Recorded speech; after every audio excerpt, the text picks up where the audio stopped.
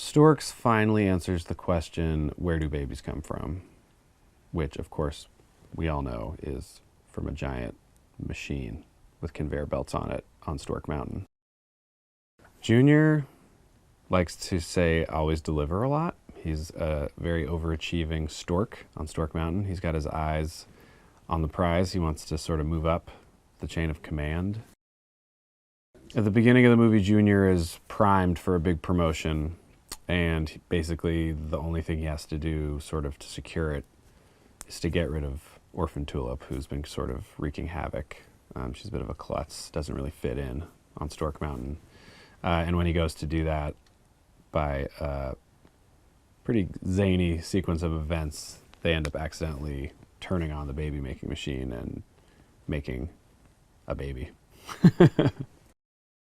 One of the great things about Storks is the emotion of the story is really real and something I feel like families can really connect with. You know, there's the sort of subplot of the movie is this family that is, you know, hoping to bring another baby into the family, and they have one child who really wants a younger sibling, and there's a sort of family dynamic to that that's really sweet but also pretty real, and I think resonates on an emotional level. But at the same time, it's jam-packed with jokes. It's like, you know, post-SpongeBob generation, fast, funny, you know, a lot of jokes that kids and adults like, kind of the dream of what you want happening in an animated movie. Yeah, I've done a lot of voiceover where I never see the other actors. This was a case where I think it was very important to Stoller that the actors be together whenever possible. And almost all of my scenes are with Katie. And I met her for the first time on this project, but she's fantastic. She's done a ton of voiceover work, so she's really, really seasoned at it and very, very quick at improvising and has such a specific, perfect voice for Orphan Tulip. So yeah, we had a great time. We've probably logged like 8 million hours at this point. Just sort of joking around and goofing around, and Nick really responded to a lot of that stuff, which was awesome, and that encouraged us to do it even more, and we probably stretched the sessions a little longer than we needed to, which is a good sign. It means you're having fun.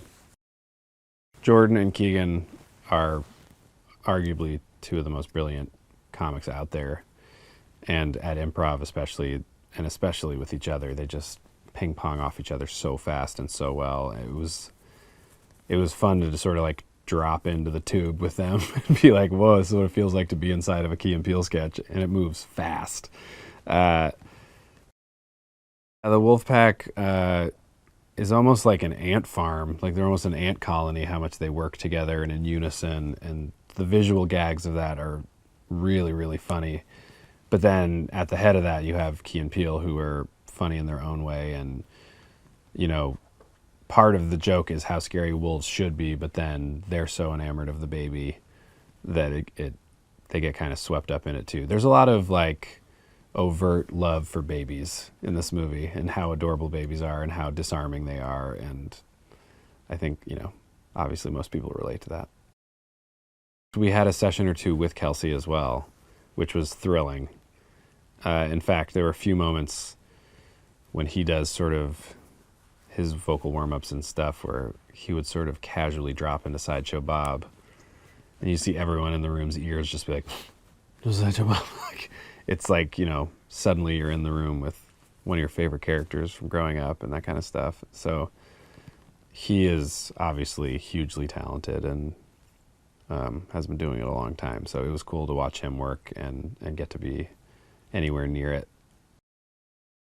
Tulip is kind of the opposite of Junior personality-wise. She's very carefree and sloppy, and he's very, you know, plays it very regimented, and everything's about efficiency and ambition, and she's much more a feeling sort of person.